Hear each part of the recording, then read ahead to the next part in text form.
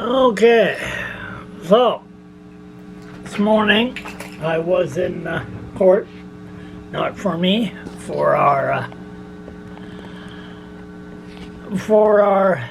infamous panhandler or methead, Robbie MacDonald. So I was in court Friday, and I was there this morning, and he's appearing again Wednesday for his sentence for the trial Friday, 1:30. But this morning it was funny. But the government, I asked the ministers that I should be allowed to bring chips or popcorn or pizza in the courtroom, because I mean they should even allow television in there, because it's hilarious. It's hilarious, but it's also sad in a way. But that's another story. Another story. This morning, Robbie was there for two or three charges. One was, I'll just go to the basic. A woman took the stand, and her car was parked at Tim Horton on Prospect Street. And Robbie hit the hood in the back, and next thing you know, he went to the window and said, "Do you have some change?" And she said no, she was on the phone. So Robbie says, pulls up a knife.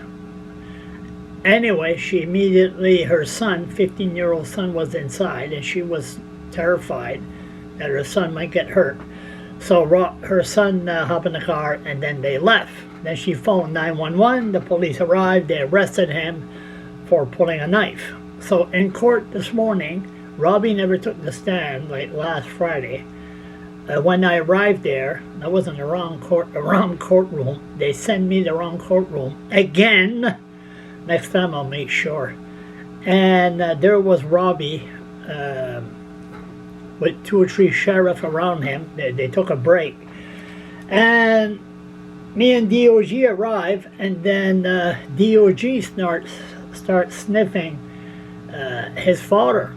His father looks about 90 years old. And his father looked and said, "Get that dog away from me." So, okay, attitude. So, focus, Charles.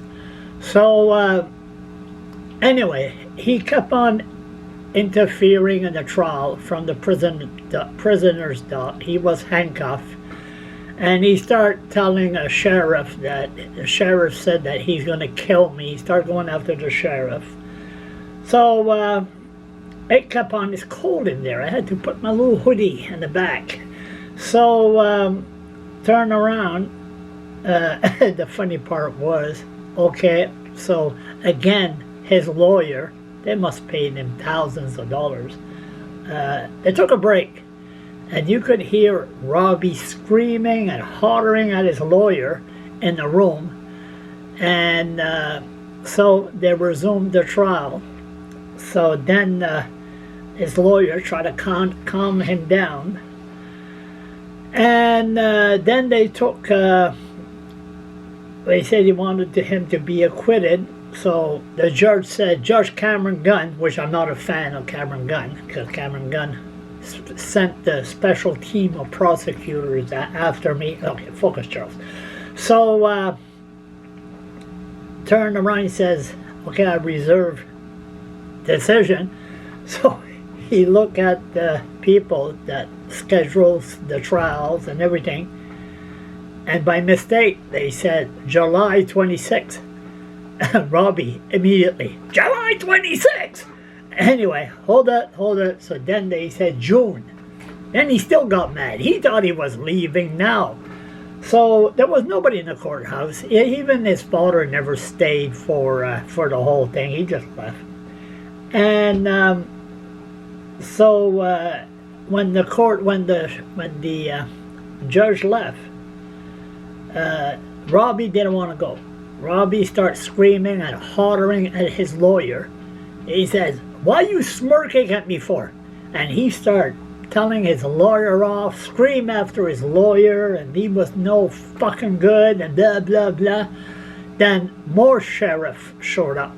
And next thing you know, they drag him out of that courthouse. In the hallway, he was going. And next thing you know, holy shit, I never knew there was so many sheriff inside that building. There was about 10 to 12 of them just showed up out of nowhere. And anyway, they escorted him in a room, and they should be heading towards St. John. But the bottom line is, I mean, they got him where they want him. If Robbie thinks he's leaving this summer, well, he's wrong. He's going to be in the cell, I say, for the next 2 to 3 years, because Friday's verdict, Wednesday, is going to be bad, because what he did at the Dairy Queen, it wasn't good at all. So this morning wasn't good also. An innocent woman took the stand. So that's 2. He didn't have a knife this time. The other one is the indecent exposure. Then we got the tax thing. So anyway, that's the story. Stay tuned for Wednesday.